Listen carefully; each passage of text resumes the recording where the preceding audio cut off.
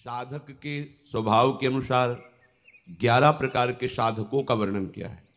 साधकों का कि ऐसे 11 प्रकार के स्वभाव वाले भगवान की साधना करते हैं, प्रभु को प्राप्त करने की साधना करते हैं, भजन करते हैं। ये विषयी पुरुषों की नहीं, ये साधकों की। साधकों में भी 11 प्रकार के साधक हैं। पहला, प्रभु की प्राप्ति की बात सुनकर सत्संग शास्त्रों में कि जीवन का परम लक्ष्य है प्रभु का साक्षात्कार कर लेना, भगवत प्राप्ति करना, परंतु वो विषय भोगों में अत्यंत आसक्त है। इतना आसक्त है कि विषय भोगों का चिंतन करता रहता है, विषय भोग मिलने पर भोगने की प्रवृत्ति है, पर वो अंदर ये बैठा ले हुए कि लक्ष्य तो भगवत प्राप्ति है, क्या करूं, चल नहीं पा रहा हूं। मेरे जीवन का लक्ष्य तो हमने भगवत प्राप्ति रखा, पर दृढ़ नहीं है, विषयों में आसक्त है और विषय क्रिया भी करता है, प्रभु का भजन भी करता है, पर उसका लक्ष्य मंद होता है। प्रबलता विषयों की होती है और भोगों में वो सुख भोगता है, पर वो ऐसा नहीं कि भजनहीन जीवन व्यतीत करे, तभी उसको साधकों की गणना में लिया गया है। इसे विषयी साधक कहते हैं। भगवत प्राप्ति भी बहुत दूर है, बहुत दूर है, परमानंद की अनुभूति नहीं होगी। देखो, भजन नष्ट नहीं होता, पर भजन का प्रभाव नहीं होगा हृदय में। बीज है हृदय में, पर वो अंकुरित होना, पल्लवित होना, वृक्ष रूप धारण कर, ये नहीं हो पाएगा। हाँ, किसी जन्म में होगा, पर इस जन्म में ये जो स्वभाव बन गया है भोगों के प्रति महत्व बुद्धि, सुख बुद्धि और उसे भोगना, पर कहीं ना कहीं हृदय में बात बैठ गई है कि जीवन का लक्ष्य तो भगवत प्राप्ति ही है। इसलिए कुछ भजन भी करता है, पर उसे भगवदानंद की अनुभूति नहीं होगी और भजन का प्रभाव प्रकट नहीं होगा, क्योंकि जैसे जैसे वो भोगों में लगेगा वैसे वैसे वो भजन की जो वृत्ति उसने सत्संग और शास्त्र स्वाध्याय से प्राप्त की है वो मंद होती चली जाएगी। और यदि कहीं साधु संग मिल जाए तो फिर भोगों की वृत्ति मंद होती चली जाएगी और दिव्यता आने लगेगी भगवत प्राप्ति के उत्साह की। दूसरा साधक वो विषय भोग और भगवान दोनों को बराबर रखता है।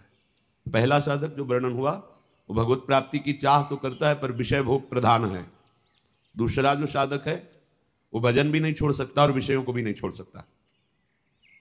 लगभग लगभग दूसरे में अधिकता पाई जाती है कि वो बैलेंस बना के चलना चाहता है कि ज़्यादा जलन भी ना हो और भजन भी होता है। जब जो इंद्रियों ने मांग की, मन ने मांग की, वैसे ही भोग क्रिया की और भजन भी। बहुत समय लगेगा, समय बहुत लगेगा, रंग नहीं आएगा, अभी रंग नहीं आएगा भजन का।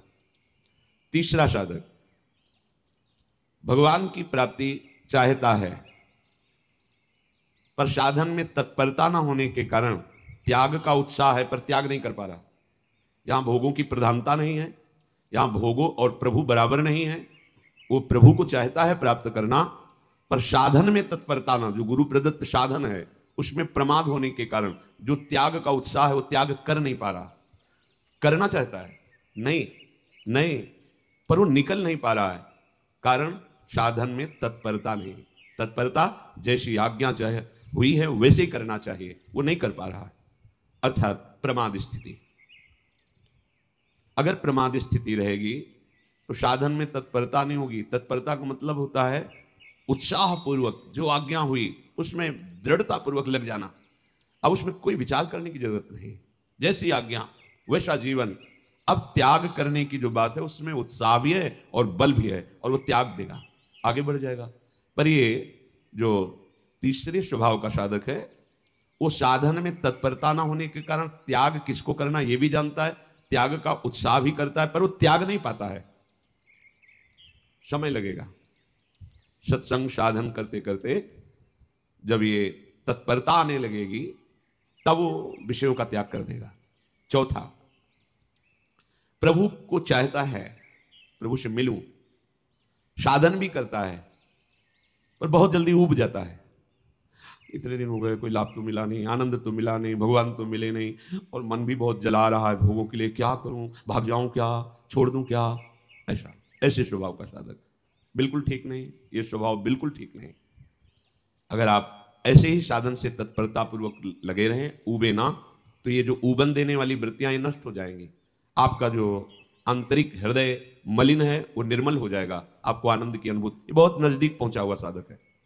ये जो ऊबना होता है बस ये हटने की जरूरत है। वो साधन में तो लगा ही है, त्याग की भावना भी है, भजन भी करता है, पर जो हृदय मन में विषयों के आकर्षण से जल रहा है वो उसे पचा नहीं पाता विवेक कम होने के कारण।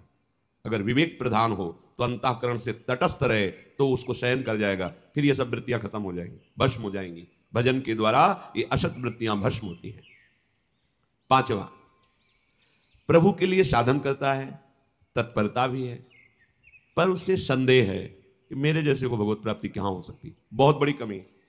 महापुरुषों ने कहा है आशाबंधा समुत्कंठा, ये निरंतर आशा रहे कि मैं लगा तो हूं भजन में, लेकिन प्रियालाल अपनी कृपा से मुझे निश्चित प्राप्त होंगे, गुरु कृपा से निश्चित प्राप्त होंगे, धाम कृपा से निश्चित प्राप्त होंगे, इसमें बिल्कुल संशय नहीं होना चाहिए।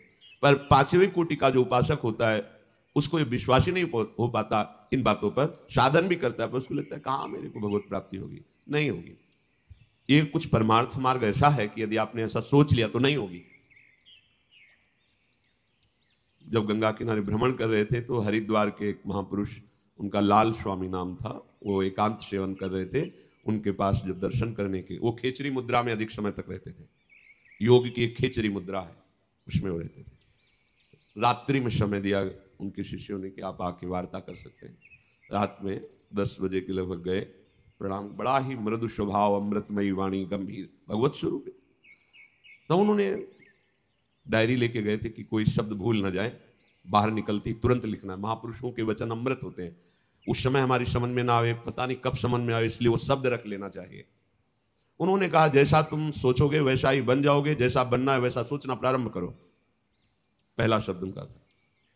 दूसरा शब्द, जैसा तुम सोच रहे हो, जो तुम बनना चाहते हो उसके अनुसार जो सिद्धांत है उस पर चलो, एकांत सेवन करो। जो विषय बाधा देने वाले हैं उन पर विजयी हो तो भी उनका संग न करो, उन पर विजय प्राप्त कर चुके हो तो भी उनका संग न करो, क्योंकि जीता हुआ मन भी कभी कभी विषयों में फिसल जाता है, संयोगवशात मरा हुआ मन भी जीवित हो जाता है, इसलिए सावधान रहो। छठवां, प्रभु के लिए पूरी तैयारी कर रहा है, साधना कर रहा है, विश्वास भी है, पर अपने शनि संबंधियों को नहीं त्याग पा रहा। छठवां ऐसा साधक होता है, साधन में भी लगा है, बस वो अपने शनि संबंधियों, रिश्तेदारों को नहीं त्याग पा रहा। वहीं से भोजन चल रहा है, वहीं से वास व्यवस्था चल रही, उनका मिलना जुलना, आना जाना सब वैसे ही, पर वो चाहता है भगवत प्राप्ति हो जाए, उसे विश्वास भी है कि भगवान कृपा से मिल जाएंगे, पर वो भगवान की आज्ञा को भूल जाता है कि उपासक मेरे लिए अपने सुहृदों के सुख का त्याग कर देता है। जैसे महाप्रभु हरिवंश चंद्र जी कहते हैं कि इस मार्ग में सहजानंद बरसाने वाली स्वामी जी के चरणों का आश्रय दृढ़ करने के लिए अपने परिवारजनों के द्वारा प्राप्त हुए सुख का त्याग, अर्थ के द्वारा प्राप्त होने वाले सुख का त्याग, और बड़ी बड़ी साधनाओं के द्वारा प्राप्त होने वाली सिद्धि सुख का त्याग, ये स्नेह संबंध त्याग करने के लिए बहुत जगह आज्ञा प्राप्त है। तात मात सुत दार देह में मति अरुझय मति मंदा, हित किशोर को है चकोर तु लख वृंदावन चंदा, जननी जनक बंधु सुत दारा तन धन धाम सुहृद परिवारा, सबकी ममता ताग बटोरी मम पद मन ही बांध बर डोरी। ये कमी रह जाती है उपासक में। जो छठवें स्थिति का साधक है वो भजन भी करता है, तत्परता भी रखता है, पर अपने पारिवारिक रिश्ते सने संबंधियों का त्याग नहीं कर पाता, इसलिए समय लगेगा। सातवें, प्रभु के लिए विश्वास है, भरपूर त्याग है, साधन में तत्परता है, पर सम्मान और बड़ाई प्रिय है। वो अपना सम्मान चाहता है, दूसरों से अपनी बड़ाई, प्रणाम, नमस्कार, कीर्ति चाहता है।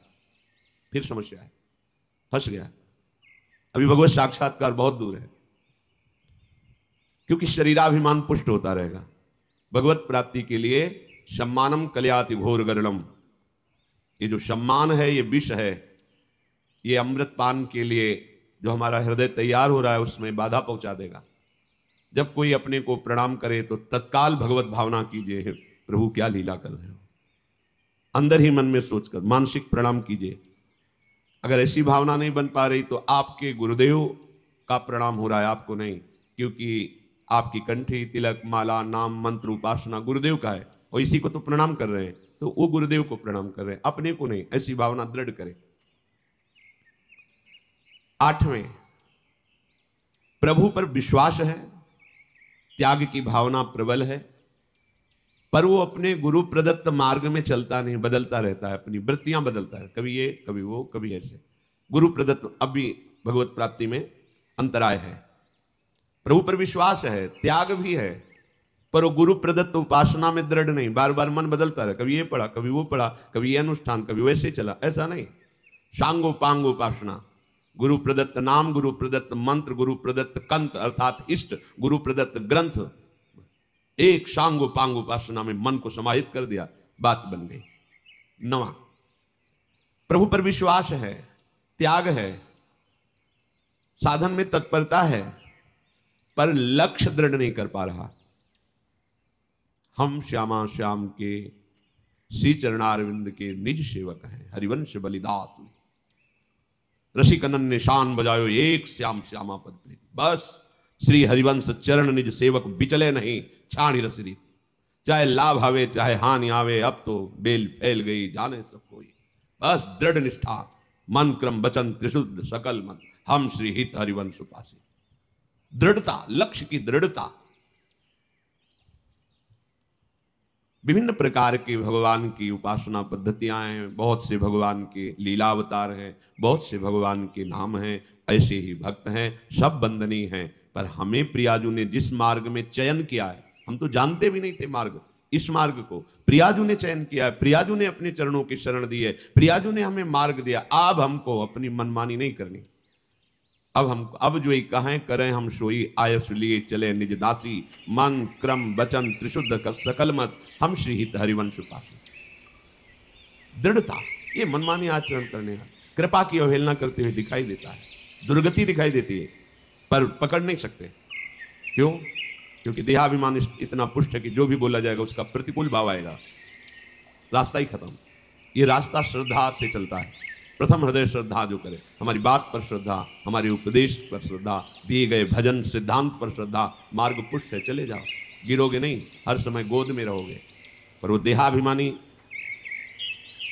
अपनी मनमानी आचरण करने के कारण वो लक्ष्य में दृढ़ नहीं हो पाता है। 10वां, ये पूर्णता है जो आगे के 2 साधक कहे गए, ये बहुत मंगलमयी स्थिति है।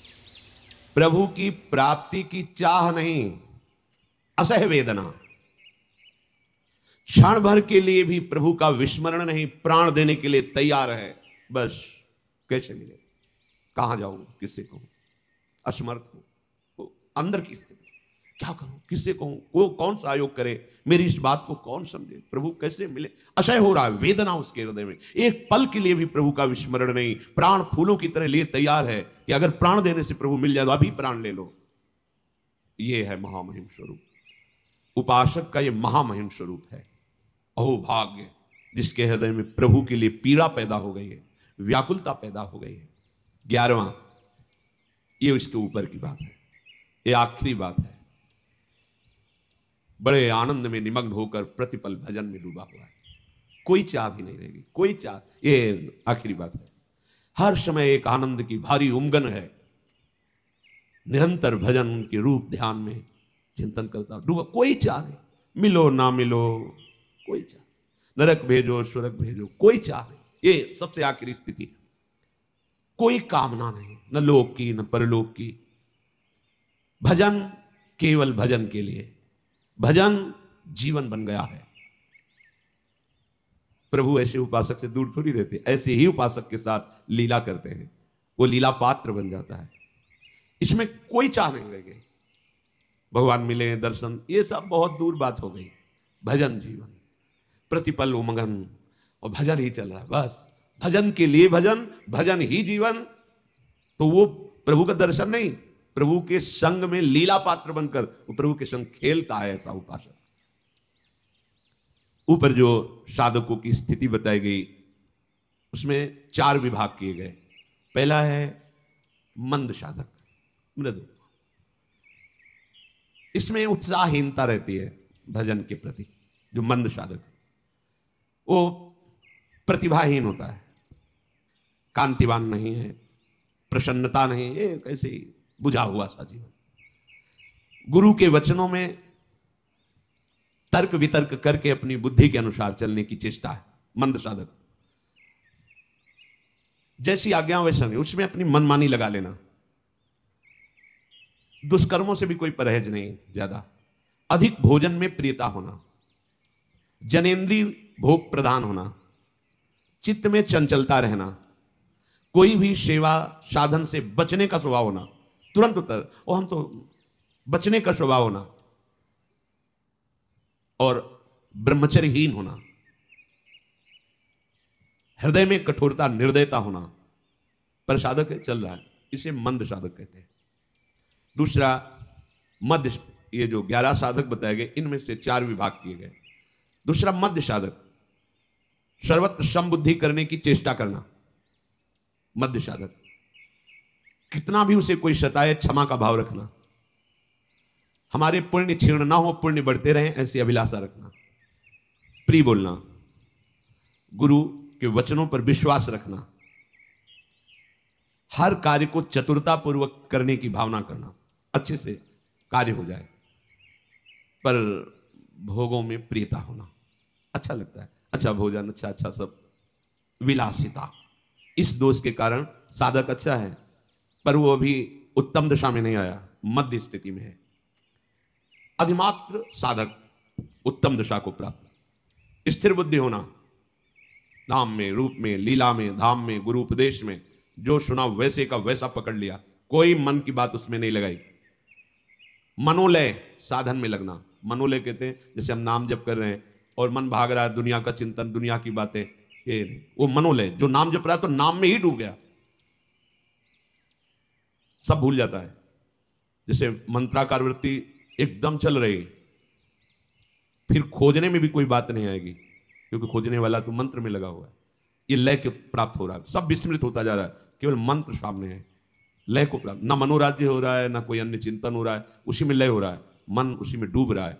जो अधिमात्र उत्तम अवस्था का साधक है, स्थिर बुद्धि वाला और मनोलय वाला, मन को लय कर रहा है, जो साधन में कर, सेवा में तो डूबा हुआ सेवा, वाणी में तो डूबा हुआ वाणी गायन, और वीरशाली अर्थात ब्रह्मचर्य पुष्ट, दयाशील, क्षमावान, सत्य बोलने में, गुरु सेवा परायण में परम प्रवीण, नियमित रूप से प्राप्त हुई गुरु प्रदत्त साधना में महाबुद्धि योग, अर्थात बिल्कुल वैसे ही चलना, बिल्कुल मनमानी नहीं।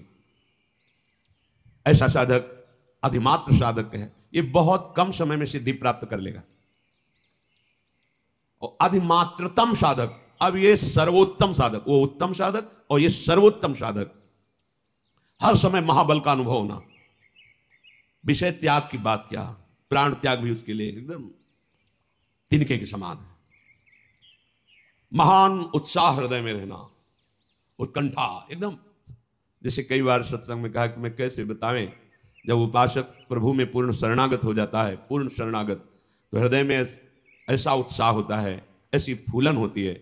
मान लो जैसे एकदम अज्ञानी जीव विषयासक्त और उसका ब्याह का उत्सव हो रहा हो, वो ब्याह करने जा रहा है, फूला फूला घूमता है, या जैसे माँ उसके इकलौते बेटे का ब्याह हो रहा है, वो फूली, किसको क्या दे दूं, क्या स्वागत कर दूं, प्रेम सहित हुलसार सेवा श्यामा श्याम की, मन में अत्यंत उत्साह, प्रतिपल प्रतिपल। पर ये चौथी अवस्था का महापुरुष जो अधिमात्रम साधक कहा गया, उत्तम नहीं अति उत्तम, शास्त्रों के सूत्रों का ज्ञाता, क्या करना चाहिए, क्या नहीं करना चाहिए, कैसे बैठना चाहिए, कैसे बोलना चाहिए, हर बात का उसे ज्ञान। और अध्यात्म परायण, अध्यात्म कहते हैं आत्मस्वरूप को, अर्थात स्थूल सूक्ष्म कारण तीनों को अपने से अलग देखते हुए स्वरूप स्थिति, बिल्कुल मोह रहित, दूरादपास स्वजनान। ये बहुत बड़ा भगवत प्राप्ति में बाधक और सहायक है। अगर परिवारजनों से शने हैं तो फिर बड़ा बाधक बनेगा। अलग अलग धर्म का उपदेश है, यहाँ निवृत्ति परायण भगवत प्राप्ति की प्रबल चाह वाले, चाहे वो गृहस्थ वेश में हो चाहे विरक्त वेश में, उनकी बात है। बिल्कुल मोह रहित, किसी भी स्थिति में व्याकुल ना होना, मिताहारी, कम आहार करने वाला, भूख से कम, भूख है 10 रोटी की, जितने कम से काम चल जाए। शरीर की दिनचर्या चलनी चाहिए, ब्रह्मचर्य ठीक रहना चाहिए, निरंतर भजन होना चाहिए, इसके लिए आहार चाहिए, उतना ही आहार। और कोई चाह नहीं जैसा मिल गया उत्तम मध्यम, उससे कोई मतलब नहीं कि क्या है, आहार है प्राणों का, मैं उसे भोग नहीं रहा हूं, प्राणों के पोषण के लिए आहार को डाल रहा हूं।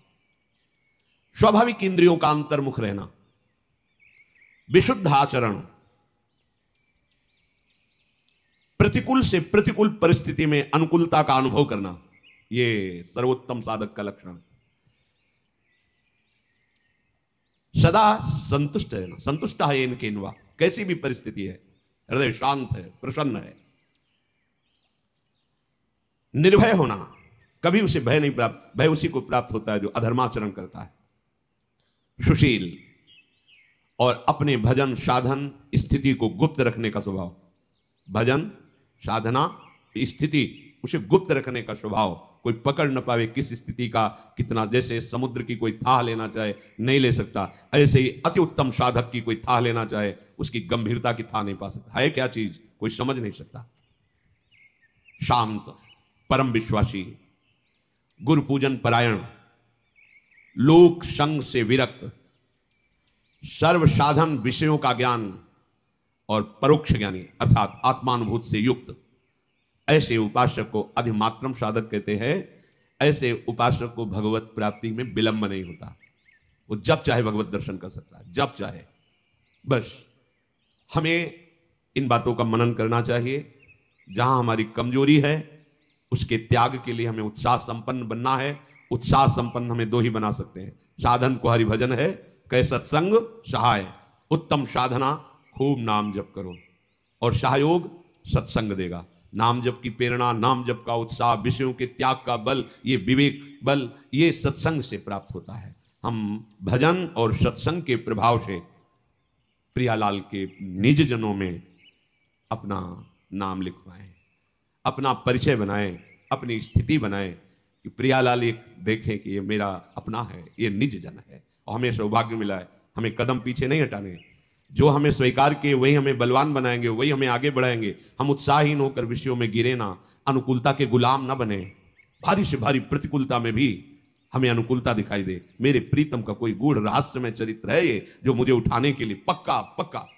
एक बार हम बहुत अंदर से होता है, कई ऐसी परिस्थितियां आती हैं कि साधक ऐसा अनुभव करता है कि मैं असमर्थ हो रहा हूं, व्याधियां, कहीं किसी भी तरह की कोई व्यवस्था नहीं, कहीं कोई बोलने वाला नहीं, एकदम निराशा ही निराशा, ना औषधि है, ना कोई सहयोगी है, न। तो पूज्य मामा जी महाराज बक्सर वाले पधारे हुए थे, उनका संयोग प्राप्त हुआ। तो बहुत ही निर्मल संत, वैष्णव जनों के द्वारा ही पता चलता है कि वैष्णव महिमा क्या होती है। वयोवृद्ध संत, आओ आओ महात्मा आओ, बैठे, चेहरे की तरफ देखो, उदास क्यों हो?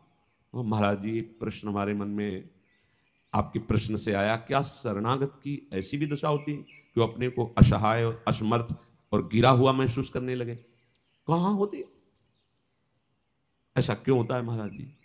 तो उनका फुटबॉल के वो हाथ, खिलाड़ी के हाथ का फुटबॉल है, फुटबॉल को नीचे पटका गया है, पर वो नीचे टिकेगा नहीं। वो नीचे से जो ही ऊपर उठा तो ऐसी मार लगेगी कि वो लक्ष्य में आपको कैसे बताएं, हृदय नाच पड़ा, नाच पड़ा हृदय, एकदम हृदय आनंद से प्रफुल्लित हो गया। एकदम लगा कि महापुरुष जन कह रहे कि खिलाड़ी के हाथ का ये बाल है, ये नीचे टिकेगा नहीं। ऐसे थपक मारा, कोई समझ न लेके नीचे गिरा, मारा तो एकदम लक्ष्य पे पहुंचा दिया। बस हृदय देखा ना, सत्संग सहायता की ना, साधु वचन ने एकदम जैसे बैटरी डिस्चार्ज हो गई वो चार्ज हो जाए, ऐसा वचनों से एकदम हृदय में उत्साह। नहीं नहीं, निराश नहीं, ये परिस्थिति है, निराशा के लिए नहीं है, ये तुम्हें ऊंचे उठाने के लिए है। महापुरुष जन कह रहे हैं गेंद नीचे गिरा है, उसको देख के हंसी मत करो, वो साधारण गेंद नहीं, वो खिलाड़ी के हाथ का, उसी ने थपक मारी है नीचे, काहे के लिए? ऊपर लक्ष्य वेद के लिए। बिल्कुल पक्का समझो, भारी से भारी प्रतिकूलता में भारी अनुकूलता छुपी हुई है। उपासक किसी भी परिस्थिति में कभी अपने आश्रय को न छोड़े, मार्ग को न छोड़े, अपनी भावना को नीच ना होने दे, निराश ना होने दे। दृढ़ आशा, नहीं नहीं कोई मंगल विधान है, मुझे समझ में नहीं आ रहा है। इस तरह साधन का विचार करते हुए अपनी स्थिति को आगे बढ़ाने की चेष्टा करें।